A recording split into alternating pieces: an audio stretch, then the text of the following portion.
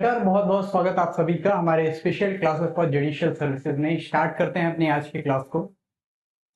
और क्लास को शुरू करने से पहले मैं कुछ बातें क्लियर कर देना चाहता हूं कि कुछ बीच में आपके क्लासेस को ब्रेक किया गया, जिसके पीछे पहले तो टेस्ट शेड्यूल को थोड़ा आगे बढ़ा दिया गया था। बढ़ाया इसलिए गया था क्योंकि यहाँ का एक लोकल मेला, जिसे दधिकांदो मेला बोलते हैं, जिसकी वजह से इसे एक दिन के लिए पोस्टपोन कर दिया गया था।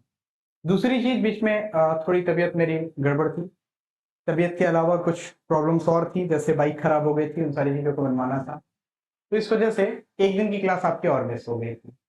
खैर, आज हम अपनी क्लास को स्टार्ट कर रहे हैं और आज हम क्या पढ़ेंगे, अपने हिंदू लॉ के उस पोर्शन को जिस पोर्शन तक हम लोगों ने पढ़ाई करनी थी। हिंदू लॉ में हम पढ़ रहे थे HMA यानी Hindu marriage act 1955। Hindu marriage act 1955 में हम लोगों ने कुछ सेक्शंस को कवर कर लिया था, जैसे कि सेक्शन 1 मैंने आपको पहले ही बताया था। हालांकि इसके बहुत सारे थ्योरेटिकल एस्पेक्ट को हम लोगों ने कवर किया अपने नोट्स के थ्रू। इसमें हम लोगों ने सेक्शन 1 की बात की जाए तो सेक्शन 1 में पढ़ा था संक्षिप्त नाम और विस्तार के बारे में। सेक्शन 2 की बात की जाए तो अधिनियम का लागू होना, किसके ऊपर लागू होगा, कहां तक लागू होगा। अगर पूछा जाए कि हिंदू मैरिज एक्ट किन के ऊपर लागू होता है, हिंदुओं पर लागू होता है, तो क्या कोई अमेरिका का हिंदू है उसके ऊपर लागू होगा? तो एक चीज ध्यान रखनी पड़ेगी, अगर वो इंडियन डोमिसाइल है तो अगर वो उस समय में अमेरिका में है तो उसके ऊपर लागू होगा, लेकिन वो अमेरिकन हिंदू अगर है तो उसके ऊपर लागू नहीं होगा। जैसे कमला हैरिस के ऊपर अगर कहा जाए तो उनके ऊपर लागू नहीं होगा, ऐसे कह दे। ठीक है, तो इस हिसाब से हिंदू लॉ हिंदुओं के लिए बनाया गया एक लॉ है। उसमें हिंदू मैरिज एक्ट जो हिंदुओं पे एप्लीकेबल है, अगर वो हिंदू इंडिया का है तो अगर आउटसाइड इंडिया रह रहा है तो भी उसके ऊपर एप्लीकेबल होगा, इनसाइड इंडिया रह रहा है तो उसके ऊपर एप्लीकेबल होगा ही होगा। ठीक है। सेक्शन 3 इसमें परिभाषा खंड के बारे में बात करता है। जितने भी डेफिनेशंस हैं आपको सेक्शन 3 में मिलेंगे, और सेक्शन 4 मिलेंगे इसके अध्यारोही प्रभाव को बताने के लिए आपको सेक्शन नंबर 4 मिल जाता है, यानी कि overriding effect of the act, ये आपको सेक्शन नंबर 4 में दिख जाएगा। सेक्शन 5 हम लोगों ने डिस्कस किया था, काफी डिटेल में डिस्कशन कर लिया था। सेक्शन 5 में हमने 5 पॉइंट पढ़े थे। 5 पॉइंट में कौन कौन सी, कि हिंदू विवाह के लिए आवश्यक शर्तें कौन कौन सी हैं, कौन कौन से इंपॉर्टेंट कंडीशंस हैं, वो कौन कौन से कंडीशंस हैं जो एसेंशियल कंडीशंस हैं एक हिंदू मैरिज को वैलिड करने के लिए, या वैलिड हिंदू मैरिज के लिए कौन कौन से कंडीशंस हैं। कंडीशन नंबर फर्स्ट, मोनोगैमी, यानी एकल विवाह होना चाहिए। जिसमें विवाह हो रहा है उस समय एक से ज्यादा उनके क्या होने चाहिए, उनके उस समय कोई भी जीवित पति या पत्नी नहीं होने चाहिए। दूसरा, साउंड माइंडनेस। साउंड माइंडनेस का मतलब क्या है, अविकृत चित्त होना चाहिए, यानी कि किसी भी तरह से विकृतता नहीं होनी चाहिए। ये आपको सेक्शन नंबर 5 के सबसेक्शन नंबर 2 में मिल जाएगा। और सबसेक्शन 2 में 3 क्लॉजेस दिए हुए हैं, A, B एंड C, जिसको हम लोगों ने पूरी डिटेल में पढ़ा था। एक बार और पिछली क्लासेस को देखें, क्लियर हो जाएगा। ठीक है। इसके बाद पॉइंट नंबर 3, मेजोरिटी होनी चाहिए, मेजर होना चाहिए, यानी अवयस्क होना चाहिए, यानी अगर पुरुष है तो उसकी आयु 21 वर्ष से कम नहीं होनी चाहिए, महिला है तो 18 वर्ष से कम नहीं होनी चाहिए। इसके बाद प्रोहिबिटेड रिलेशंस में नहीं होने चाहिए। प्रोहिबिटेड रिलेशंस का मतलब क्या होता है, प्रोहिबिटेड रिलेशंस का मतलब होता है प्रतिषिद्ध नातेदारी में ऐसा कोई भी रिश्ता, कोई भी विवाह नहीं होना चाहिए विवाह के, अगर हिंदू मैरिज एक्ट की बात की जाए। सेक्शन 2 क्लॉज जी में प्रतिषिद्ध नातेदारी के बारे में डिटेल्स दिए गए हैं।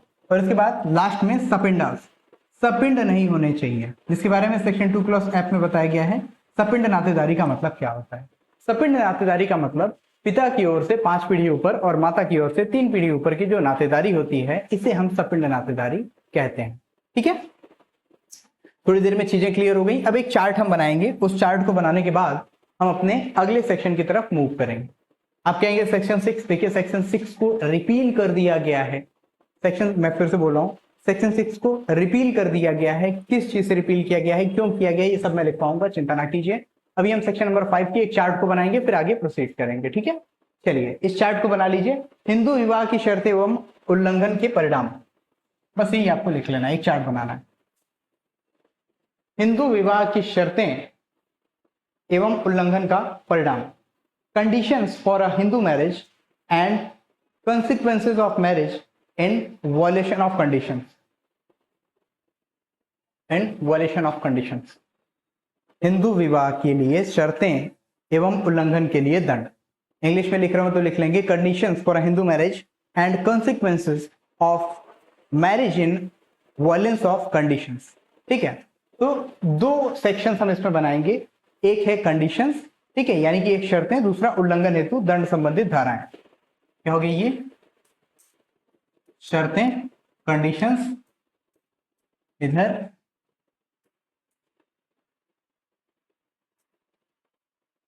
उल्लंघन हेतु दंड के लिए धाराएं।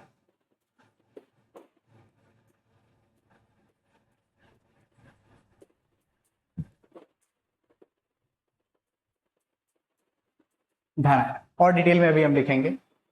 इंग्लिश में लिख रहे हैं तो शर्तें यानी conditions, and second part sections relating to punishment the violations. Sections relating to punishment for the violations, punishment for the violations. Clear? चलिए, इसमें कौन कौन से पनिशमेंट्स हैं, कौन कौन सी कंडीशंस हैं? तो हमने 5 कंडीशंस देखी थी, तो 5 पॉइंट हम इसमें बनाएंगे। पॉइंट नंबर वन, एकल विवाह। जो मैंने बोला था, एक विवाह या एकल विवाह, जिसे हमने मोनोगैमी से रिलेट किया था, एम। अगर कोई व्यक्ति एक विवाह से अधिक विवाह कर लेता है तो क्या होगा? तो कंडीशन लिखिए, इसमें सेक्शन लिखिएगा, सेक्शन 11 एवं सेक्शन 17,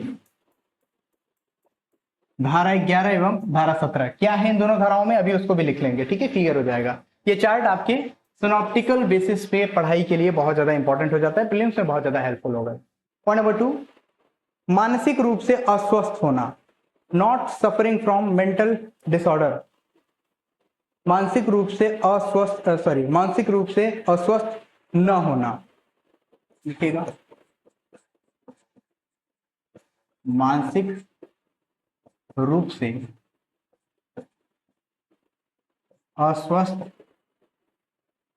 ना होना, यानी कि साउंड माइंड होना चाहिए, अनसाउंड माइंड का नहीं होना चाहिए। इंग्लिश में लिख लीजिएगा, not suffering from mental disorder, not suffering from mental disorder.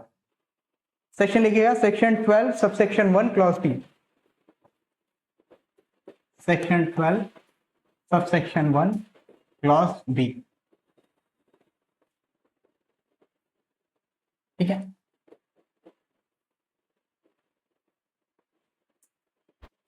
Point number 3, आयु।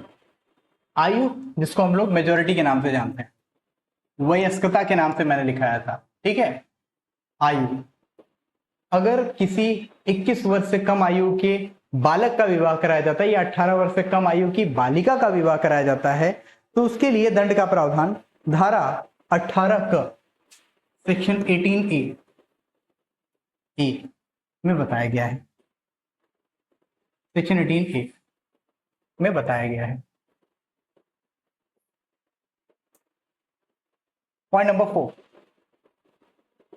4, प्रोहिबिटेड रिलेशनशिप, यानी प्रतिषिद्ध नातेदारी में विवाह न होना,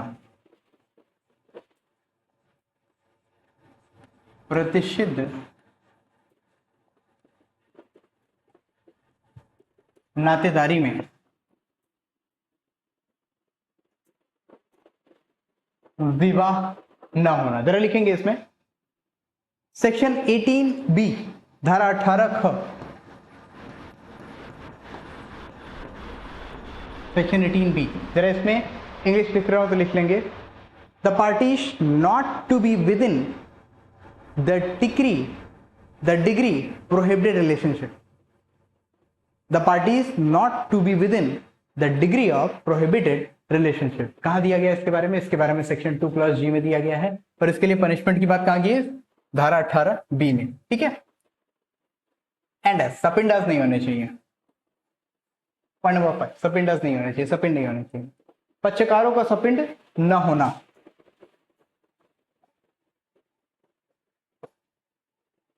पक्षकारों का सपिंड न होना। ध्यान रखिएगा, धारा 11 वाइड मैरिज के बारे में बताता है, यानी शून्य विवाह के बारे में, और धारा 12 शून्य करड़ी विवाह यानी कि वर्डेबल मैरिज के बारे में बात करता है। ठीक है, इसको लिखिए पहले, the parties not to be sapindas to each other, the parties not to be sapindas to each other, पक्षकारों का सपिंड न होना। इसके लिए दंड का प्रावधान है धारा 11 एवं धारा 18B 18B। क्लियर है? जरा इन सेक्शंस को देखें, कितने सेक्शंस। सबसे पहले शर्तों में एक विवाह होना चाहिए, एक से अधिक विवाह हो तो सेक्शन 11 में या तो वॉइड कर दिया जाएगा, सेक्शन 17 में उसके लिए दंड दिया जाएगा। ठीक है, अगर हम आईपीसी में जाते हैं, आईपीसी में तो सेक्शन आईपीसी में तो हम अब नहीं जाएंगे, अब हम बीएनएस में जाएंगे, क्योंकि आईपीसी में जाने पे हमें क्या है, पुरानी धाराएं देखनी थी। अभी प्रेजेंट टाइम में हम 82 सबसेक्शन 1 एंड 82 सबसेक्शन 2 को देखेंगे। ठीक है, ये आपके लिए इंपॉर्टेंट है, इसको भी ध्यान में रखते रहिएगा। आईपीसी को भी बस आप कोट करते रहिए, लेकिन बेसिकली हमें क्या करना है, बीएनएस पे ही फोकस करना है, जिससे आपकी आगे की चीजें क्लियर हो सके। नहीं तो आईपीसी में 494 एंड 495 आ जाएगा, इसको भी आपको देखना है। ठीक है, अगर आईपीसी पढ़ते हैं तो 494 495 देखना पड़ता, लेकिन बीएनएस में 82 सबसेक्शन 1 82 सबसेक्शन 3 को देखेंगे। ठीक है, उसके तहत भी दंडित किया जाता है, बट यहाँ पे हिंदू मैरिज की बात की जा रही है। दूसरा, अगर साउंड माइंड का कोई व्यक्ति नहीं है तो धारा 12 के तहत उसे क्या है, वॉइडेबल घोषित कराया जा सकता है, सेक्शन 12 सबसेक्शन 1 क्लॉज बी में। आयु की बात की जाए तो अगर जितना आयु बताया गया है, आयु मतलब क्या है, 21 वर्ष पुरुष की आयु, 18 वर्ष महिला की आयु, इससे अगर कम होता है तो धारा 18A के तहत दंडित किया जा सकता है, लेकिन अधिकतम आयु का कोई प्रावधान नहीं है। आप 100 साल की उम्र में भी विवाह कर सकते हैं, कोई प्रॉब्लम नहीं। ठीक है, आगे प्रतिषिद्ध नातेदारी का में विवाह न होना, सेक्शन 18B में क्या कहा गया है, प्रोहिबिटेड रिलेशनशिप में मैरिज नहीं होना चाहिए। एंड लास्ट इसके लिए क्या है दंड, 18B में, एंड पक्षकारों का सपिंड न होना है। धारा 11 में या तो वॉइड घोषित करा सकते हैं या फिर इसे वॉइड डिक्लेयर करा सकते हैं, या फिर 18B में इसके तहत दंड दिलाया जा सकता है। अब जितने जितने सेक्शंस हैं उसको एक एक बार हम लिख लेंगे ताकि चीजें हमारे लिए क्लियर हो जाए। एक और चार्ट बनाएंगे, एक और चार्ट बनाएंगे, चार्ट बस रेफरेंसेस लिखेंगे, कौन कौन से सेक्शन हमने मेंशन किए हैं, उन सेक्शंस को अभी से याद कर लें तो ज्यादा बेटर होगा, आगे हम लोग फिर से पढ़ेंगे। ठीक है, तो कौन कौन से, सबसे पहले धारा 11 हम लोगों ने देखा था। धारा 11 विवाह का शून्य होना, विवाह का शून्य होना, ठीक है, इसमें सेक्शन 11 में बताया गया, सेक्शन 11 में बताया गया, यानी marriage to be void, marriage to be void. Section 17 की बात की जाए, इसमें किसके लिए दंड, द्विविवाह के लिए दंड,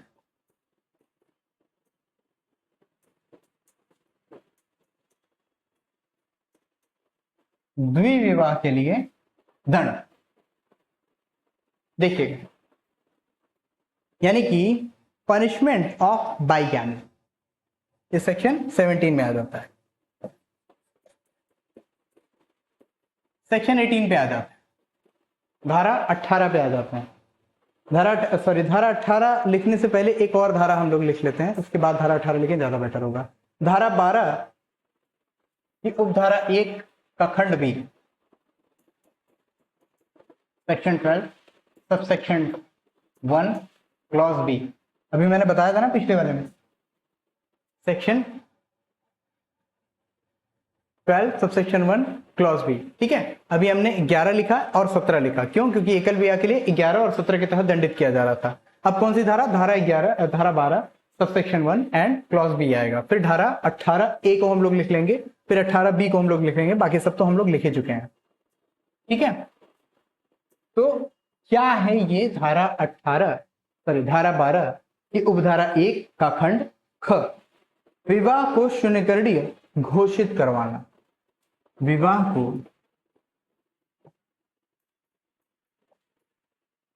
शून्यकरणीय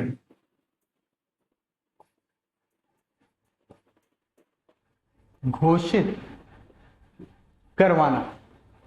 इट मीन्स क्या है, इट मीन्स क्या है, राइगरस इम्प्रिजनमेंट। ठीक है, अभी तो ये तो 18A में आ जाएगा। मैरिज टू बी वॉइडेबल, जैसे मैरिज टू बी वॉइड था वैसे मैरिज टू बी वॉइडेबल, शून्यकरणीय घोषित कराना, किसको, विवाह को, मैरिज टू बी वॉइडेबल। यह है आपका सेक्शन 12 सबसेक्शन 1 क्लॉज बी। इसके बाद आपका सेक्शन 18B आता है, धारा 18 क और धारा 18 ख दोनों आ जाएगा, लिख लेते हैं। सेक्शन 18A, सेक्शन 18A, इसमें लिखिए, बोल दे रहा हूं, 2 वर्ष तक का कठोर कारावास या 1 लाख रुपए तक का जुर्माना। 2 वर्ष तक का कठोर कारावास या फिर 1 लाख तक का जुर्माना, या फिर 1 लाख तक का जुर्माना, अथवा दोनों। चार्ट फॉर्मेट में ही बनाइएगा, याद करने में बहुत आसानी हो जाएगी आप। अथवा दोनों। पॉइंट नंबर 5, धारा 18B, सेक्शन 18B। पिछले वाले का इंग्लिश नहीं बोला ना, इंग्लिश बोल रहा हूं।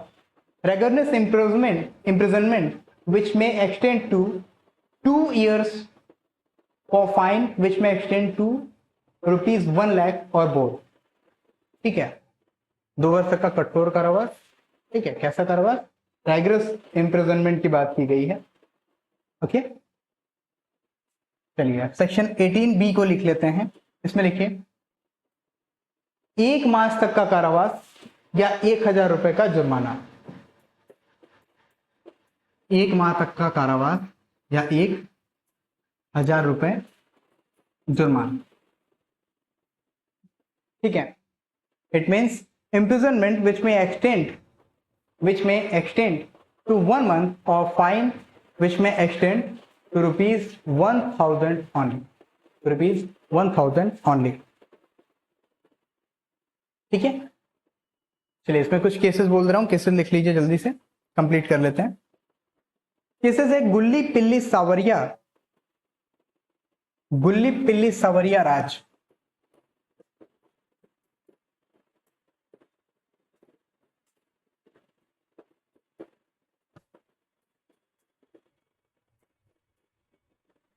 गुल्ली पिल्ली सावरिया राज बनाम बंदारू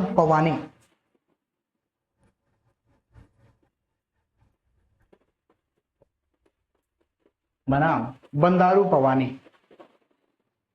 AIR 2009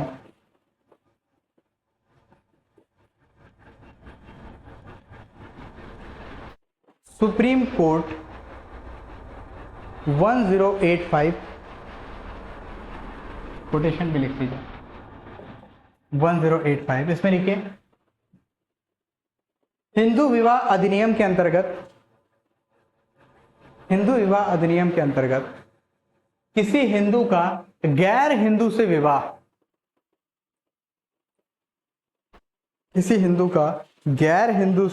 विवाह शून्य माना जाता है, वॉइड माना जाएगा। ठीक है, यानी इस केस में क्या बताया गया? Marriage between Hindu and non Hindu is void under the Hindu marriage act. Marriage between a Hindu and non Hindu is void under the Hindu Marriage Act 1955। चलिए एक और केस लिखिए, लता सिंह बनाम स्टेट ऑफ यूपी।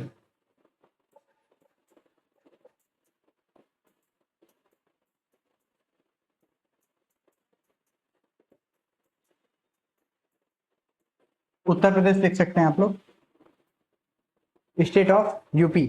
AIR 2006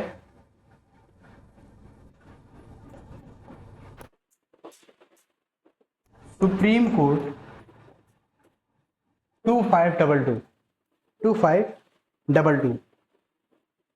लिखिए इसमें हिंदू विवाह अधिनियम के अंतर्गत अंतरजातीय विवाह वैध है। इंटरकास्ट मैरिज की बात हो रही है। अंतरजातीय विवाह वैध है, चाहे वह अनुलोम विवाह हो या प्रतिलोम विवाह। अनुलोम विवाह का मतलब क्या होता है? उच्च वर्ग का व्यक्ति निम्न वर्ग के किसी व्यक्ति से विवाह कर रहा है। और प्रतिलोम विवाह का मतलब निम्न व्यक्ति या मतलब पुरुष की तरफ से लिया जाता है, निम्न वर्ग का कोई पुरुष उच्च वर्ग की किसी महिला के साथ विवाह करता है, इसे प्रतिलोम विवाह कहते हैं। तो अनुलोम और प्रतिलोम, इसे साधारण भाषा में जाति कहते हैं। ठीक है, चाहे वह अनुलोम विवाह हो या प्रतिलोम विवाह। अंतरजातीय विवाह हिंदू विवाह अधिनियम या किसी विधि के द्वारा प्रतिबंधित नहीं है। अंतरजातीय विवाह हिंदू विवाह अधिनियम या किसी अन्य अधिनियम के द्वारा प्रतिबंधित नहीं है। लिखेंगे under the Hindu marriage act, under the Hindu marriage act, intercaste marriage is valid and legal. Intercaste marriage is valid and legal whether it is anuloma marriage or pratiloma marriage. Whether it is anuloma marriage or pratiloma marriage.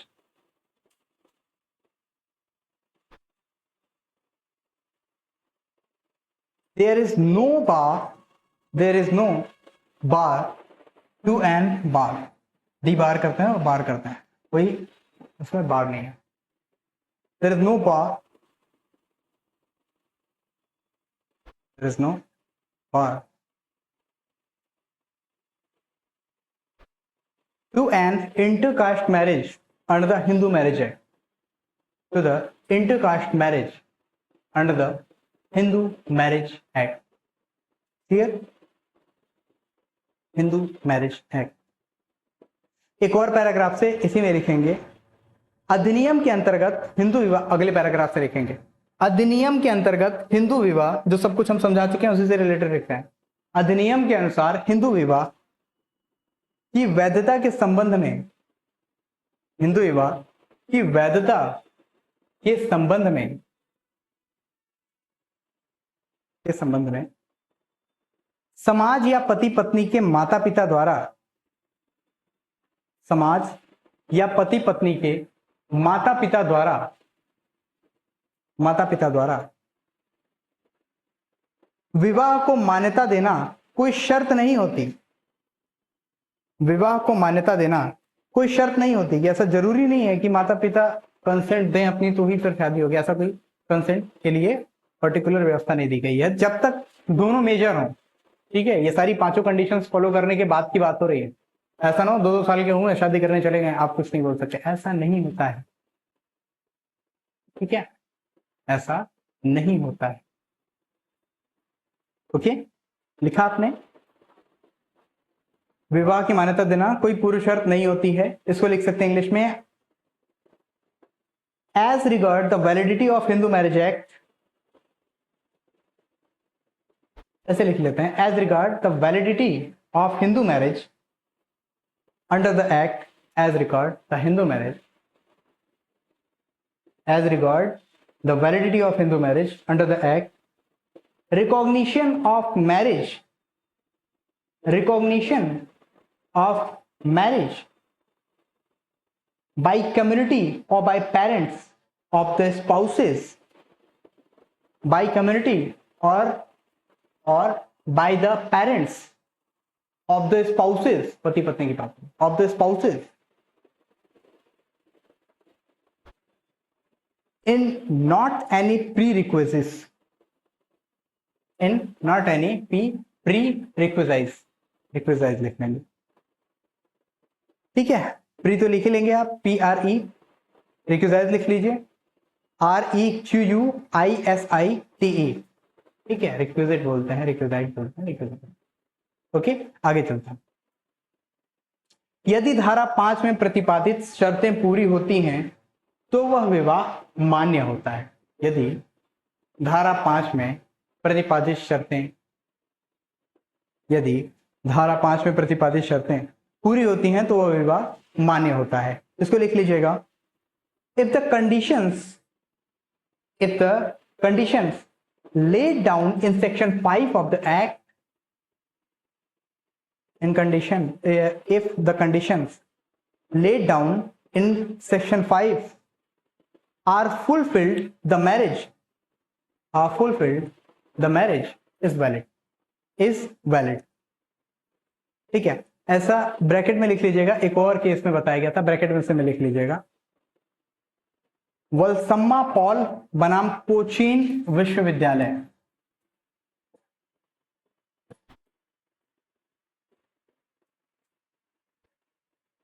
लिख लीजिएगा वलसम्मा. अच्छा, ये आधा ला है.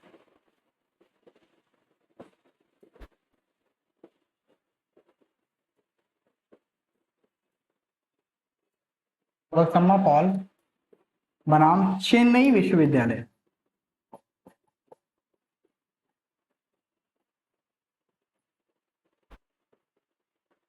चेन्नई विश्वविद्यालय,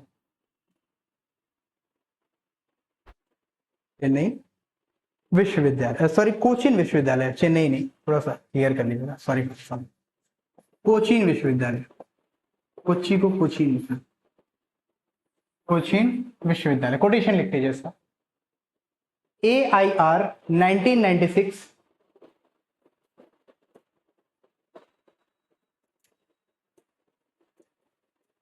AIR 1996 supreme court 1011, ये quotation होगा।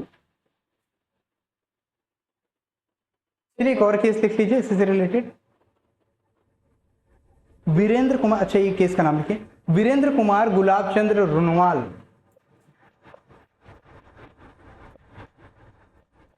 वीरेंद्र कुमार गुलाब चंद्र रुनवाल, काफी लंबा चौड़ा नाम है, बनाम बनाम प्रीता वीरेंद्र कुमार रुनवाल, प्रीता वीरेंद्र कुमार रुनवाल। कोटेशन लिखिए, AIR 2009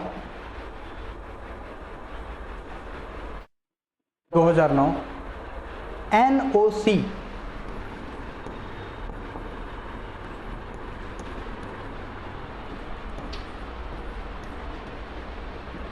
NOC 1892 Bombay.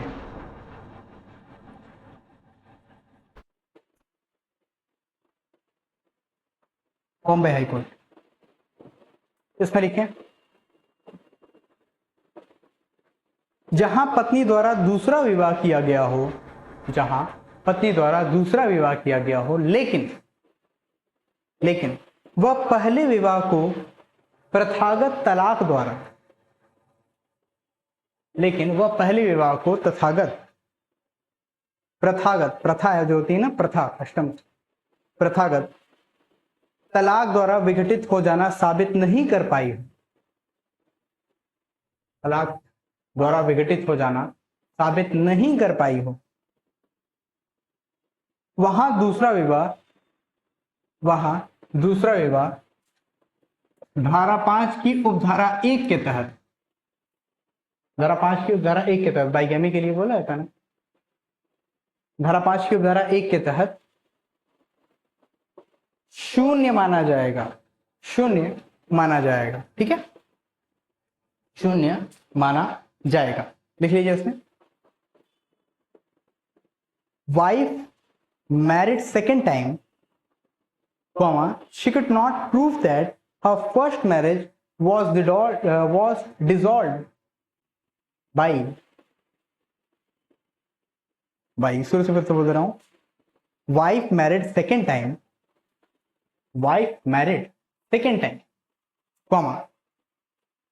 she could not prove that her first marriage was dissolved by customary मतलब क्या होता है, जो कस्टम्स को फॉलो करने की बात की जा रही है उसकी बात की जा रही है, ठीक है, customary divorce, full stop, her second marriage would be treated as void marriage,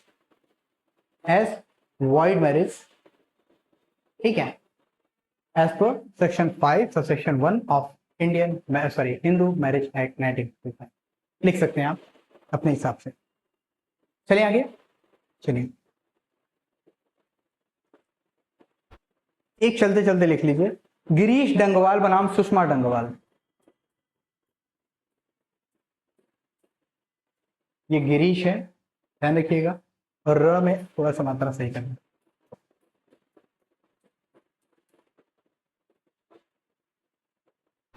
Girish Dangwal बनाम Sushma Dangwal,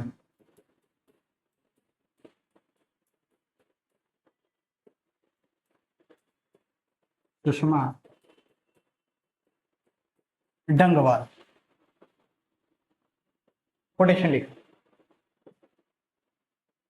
AIR 2009, NOC 1905, AIR 2009, NOC 1905, Uttaranchal, Uttaranchal लिखिए। इसमें केवल भूलने के स्वभाव को पागलपन या जड़ता नहीं कहा जा सकता। केवल भूलने के स्वभाव को पागलपन या जड़ता नहीं कहा जा सकता। Here, forgetfulness cannot be said to be insanity or unsoundness of mind. ऐसा विवाह अकृत एवं शून्य नहीं होता। Marriage cannot be declared as null and void. ऐसा विवाह शून्य नहीं होता। Marriage is not to be declared null and void. ठीक है, क्लियर हुआ? सेक्शन 5 आई थिंक पूरी तरीके से आपको समझ में आ गया, ठीक ठाक आपको केसेस में मिल गया, पूरी तरीके से आपने डिफाइन भी कर लिया। अब इससे रिलेटेड जब हम कोई भी क्वेश्चन आपके सामने रखेंगे तो मेंस राइटिंग करने के लिए आप रेडी हैं, पूरी तरीके से फ्रेम भी कर सकते हैं, लिख भी सकते हैं। ठीक है, अब सेक्शन 6 की बात कर लेते हैं। क्या हुआ सेक्शन 6 के साथ, क्यों इसे रिपील कर दिया गया? तो एक्चुअली एक एक्ट आपने सुना होगा, बाल विवाह प्रतिषेध या अवरोध बोलते हैं, बाल विवाह अवरोध संशोधन अधिनियम 1978 1978 का एक एक्ट आया जिसे हम किस नाम से जानते हैं? Child marriage restraint amendment act. Child marriage restraint amendment act 1978, जो 1978 का एक्ट नंबर 2 था। एक्ट नंबर 2 था, इसको लिख लेंगे, जरूर लिख लेंगे। धारा 6 नेग्लेक्ट करने के अलावा लिख लेंगे, क्योंकि कुछ स्टेट्स ऐसे हैं जहां पे ऐसे क्वेश्चन पूछे जाते हैं। छत्तीसगढ़, एमपी, इन सारे स्टेट्स में ऐसे क्वेश्चन पूछ लिया जाता है, प्रीलिम्स में तो पूछा ही जाता है। तो लिखेंगे इसे किस एक्ट के तहत से हटाया गया, उसको पूछ लिया जाता है। तो लिख लेंगे बाल विवाह अवरोध संशोधन अधिनियम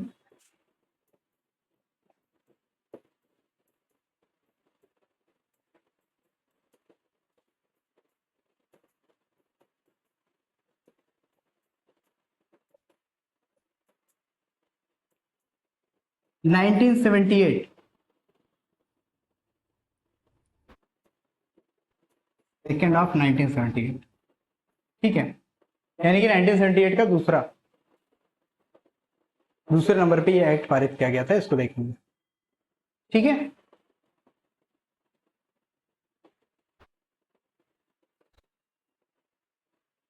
चलिए इसमें लिख लेते हैं कि धारा 6 और अनुसूची द्वारा निरसित, कब से? 1/10/1978 से, 1 अक्टूबर 1978 से निरसित। ठीक है, repealed from 1 October 1978। Clear? Clear? चलिए, क्यों निरसित किया गया? क्योंकि इस सेक्शन का नाम क्या था? विवाह में अभिभावकता, गार्जियनशिप इन द मैरिज। उसे बाद में डिफाइन किया गया, डिक्लेयर किया गया, चीजों को बताया गया। बाल विवाह को ही जब रोक देना है तो गार्जियंस के पास कैसे ये राइट हो जाएगा कि वो बच्चों का विवाह कर दें? और अगर कोई मेजर हो गया तो फिर उसके बाद गार्जियंस का क्या ही रोल रहेगा उनके डिसीजंस में? ये लॉ की भाषा में बोल रहा हूँ, मैं कहीं पे भी किसी चीज को रोकने की या फिर मना करने की कोशिश नहीं कर रहा हूँ। ठीक है, आपके कस्टम्स हैं, आपके अगर रीति रिवाज हैं, या फिर आप इन बातों में बिलीव करते हैं तो अपने बिलीव के बेस पे आप अपने गार्जियन से कंसेंट ले सकते हैं, but it's not bound by any law. ठीक है, ये ध्यान रखते रहेंगे। क्लियर है? अब कल हम लोग सेक्शन 7 यानी हिंदू विवाह के कर्मकांड और संस्कार, इसको लेकर के थोड़ा सा ब्रॉडली माइंडसेट लेकर के चलेंगे। सेक्शन 7 को आज आप बस लिख लीजिए, हिंदू विवाह के लिए कर्मकांड। धारा 7, हिंदू विवाह के लिए कर्मकांड। Ceremonies for a Hindu marriage, ceremonies for a Hindu marriage. ठीक है, इसमें 2 सबसेक्शंस हैं, दोनों सबसेक्शंस और बहुत सारे केसेस को हम लोग कल लिखेंगे। कल पूरी चीजें इसके बारे में हम समझ लेंगे, थोड़ा पढ़ के आएंगे तो बहुत सारी चीजें क्लियर हो जाएंगी। चलिए आज के लिए इतना ही रखें। Thank you so much. जय हिंद, भारत माता की जय। मिलते हैं फिर अगली क्लास में, तब तक के लिए शुभकामनाएं।